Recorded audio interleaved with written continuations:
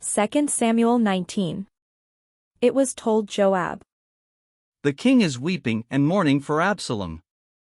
So the victory that day was turned into mourning for all the troops, for the troops heard that day. The king is grieving for his son. The troops stole into the city that day as soldiers steal in who are ashamed when they flee in battle. The king covered his face, and the king cried with a loud voice. O my son Absalom, O Absalom, my son, my son. Then Joab came into the house to the king, and said, Today you have covered with shame the faces of all your officers who have saved your life today, and the lives of your sons and your daughters, and the lives of your wives and your concubines, for love of those who hate you and for hatred of those who love you.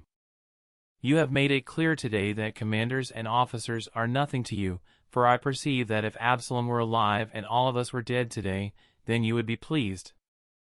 So go out at once and speak kindly to your servants, for I swear by the Lord, if you do not go, not a man will stay with you this night, and this will be worse for you than any disaster that has come upon you from your youth until now. Then the king got up and took his seat in the gate. The troops were all told.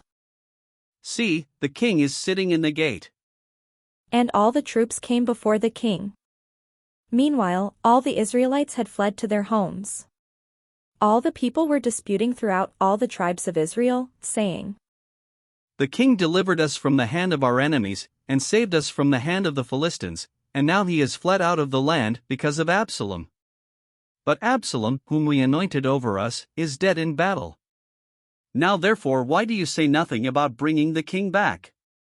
King David sent this message to the priests Zadok and Abiathar. Say to the elders of Judah, why should you be the last to bring the king back to his house? The talk of all Israel has come to the king. You are my kin, you are my bone and my flesh. Why then should you be the last to bring back the king? And say to Amasa, are you not my bone and my flesh? So may God do to me, and more, if you are not the commander of my army from now on, in place of Joab. Amasa swayed the hearts of all the people of Judah as one, and they sent word to the king. Return, both you and all your servants. So the king came back to the Jordan, and Judah came to Gilgal to meet the king and to bring him over the Jordan. Shimei son of Gera, the Benjaminite, from Bahurim, hurried to come down with the people of Judah to meet King David. With him were 1,000 people from Benjamin. And Ziba, the servant of the house of Saul, with his 15 sons and his 20 servants, rushed down to the Jordan ahead of the king, while the crossing was taking place, to bring over the king's household, and to do his pleasure. Shimei son of Gera fell down before the king, as he was about to cross the Jordan, and said to the king, May my lord not hold me guilty or remember how your servant did wrong on the day my lord the king left Jerusalem. May the king not bear it in mind. For your servant knows that I have sinned, therefore, see, I have come this day, the first of all the house of Joseph, to come down to meet my lord the king. Abishai son of Zeruiah answered, Shall not Shimei be put to death for this, because he cursed the Lord's anointed? But David said, What have I to do with you, you sons of Zeruiah, that you should today become an adversary to me? Shall anyone be put to death in Israel this day? For do I not know that I am this day king over Israel? The king said to Shimei, You shall not die. And the king gave him his oath. Mephibosheth grandson of Saul came down to meet the king. He had not taken care of his feet, or trimmed his beard, or washed his clothes, from the day the king left until the day he came back in safety. When he came from Jerusalem to meet the king said to him, Why did you not go with me, Mephibosheth? He answered, My lord, O king, my servant deceived me, for your servant said to him, Saddle a donkey for me, so that I may ride on it and go with the king. For your servant is lame. He has slandered your servant to my lord the king. But my lord the king is like the angel of God, do therefore what seems good to you. For all my father's house were doomed to death before my lord the king, but you set your servant among those who eat at your table. What further right have I, then, to appeal to the king? The king said to him, Why speak any more of your affairs? I have decided, you and Ziba shall divide the land. Mephibosheth said to the king, Let him take it all, since my lord the king has arrived home safely. Now Barzillai the Gileadite had come down from Rogelim. He went on with the king to the Jordan, to escort him over the Jordan. Barzillai was a very aged man, 80 years old. He had provided the king with food while he stayed at Mahanaim, for he was a very wealthy man. The king said to Barzillai, Come over with me, and I will provide for you in Jerusalem at my side.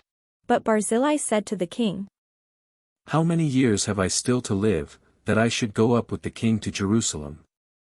Today I am 80 years old, can I discern what is pleasant and what is not? Can your servant taste what he eats or what he drinks? Can I still listen to the voice of singing men and singing women? Why then should your servant be an added burden to my lord the king? Your servant will go a little way over the Jordan with the king. Why should the king recompense me with such a reward? Please let your servant return, so that I may die in my own town, near the graves of my father and my mother. But here is your servant Shimei, let him go over with my lord the king, and do for him whatever seems good to you. The king answered, Shimei shall go over with me, and I will do for him whatever seems good to you, and all that you desire of me I will do for you. Then all the people crossed over the Jordan, and the king crossed over. The king kissed Barzillai and blessed him, and he returned to his own home. The king went on to Gilgal, and Shimei went on with him. All the people of Judah, and also half the people of Israel, brought the king on his way. Then all the people of Israel came to the king, and said to him, Why have our kindred the people of Judah stolen you away, and brought the king and his household over the Jordan, and all David's men with him? All the people of Judah answered the people of Israel, Because the king is near of kin to us. Why then are you angry over this matter? Have we eaten at all at the king's expense? Or has he given us any gift? But the people of Israel answered the people of Judah, We have 10 shares in the king, and in David also we have more than you. Why then did you despise us? Were we not the first to speak of bringing back our king? But the words of the people of Judah were fiercer than the words of the people of Israel.